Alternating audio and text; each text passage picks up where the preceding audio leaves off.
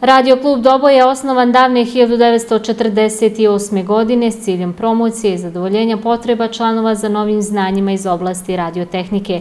Danas je ovaj klub jedan od najaktivnijih i najvećih klubova radioamatera u Republici Srpskoj.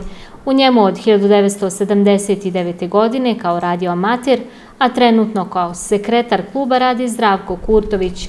Za 46 godina amaterizma najteže mu je bilo raditi za vrijeme rata. Imali smo besplatan telefon da možemo pomagati ljudima, a imali smo razumijevanja i sa druge strane, među radioamaterima, kako da kažem, s druge strane linije fronta, uspostavljali smo kontakte i pomagali ljudima. Kad ste bili najsrećniji, kada spojite neku porodicu i sjećate se?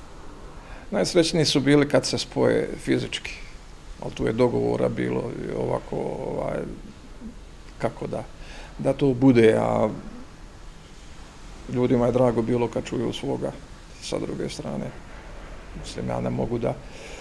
Ja nisam imao priliku da nekog svoga tražim u takvim momentima. Moji su svi bili ovdje na ovom području, ali vidim po izrazu lica kako ljudi prosjaju. U Dobojskom klubu sada ima oko 50 članova. Održavaju radiostanice, takmiče se, prave uređaje, antene.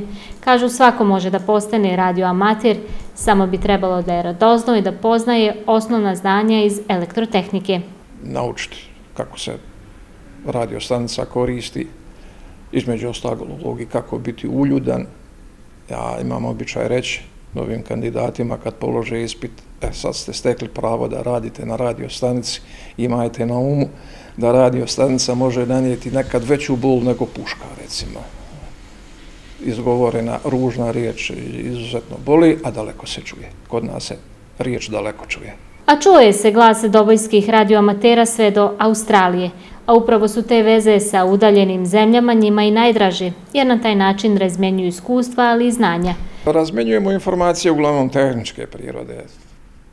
Obavezno, znači, ide ocjena čujnosti, kako čujemo korespondenta, kako korespondent čuje nas, razmijenimo osnovne generalijske podatke, odnosno ime, odakle radimo, dobro je znati to baš.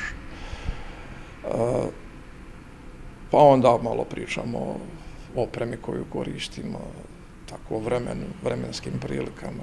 Dok su u mirnim vremenima prepušteni sami sebi, njihov glas ključni je faktor u kriznim situacijama, pa se tada daleko i čuje kao 2014. godine kada su Doboj pogodile katastrofalne poplave.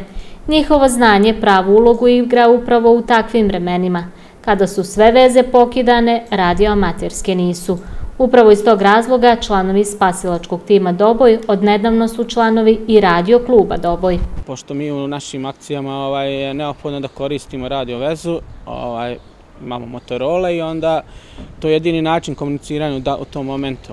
I da bi to mogao da radiš na legalan način, onda moraš da dobiješ svoj identifikacijni kod koji na osnovu čega ti imaš, onda znaš koga poziva i tako da to više nije to kao mobilni telefon da vidiš na displeju ko te pozivaš, pa na osnovu toga radioamaterskog koda znaš ko te zove ili koga treba da pozove. Mnogo duže traje baterije i onda na kraju krajeva to mnogo lakše i mnogo bolje funkcioniše. I svi su tada u tom vremenu, u tom momentu kada je te stanje elementarne nepogode manje više svi prelaze na radio vezu i na taj način, kao što to i policija i dan danas radi.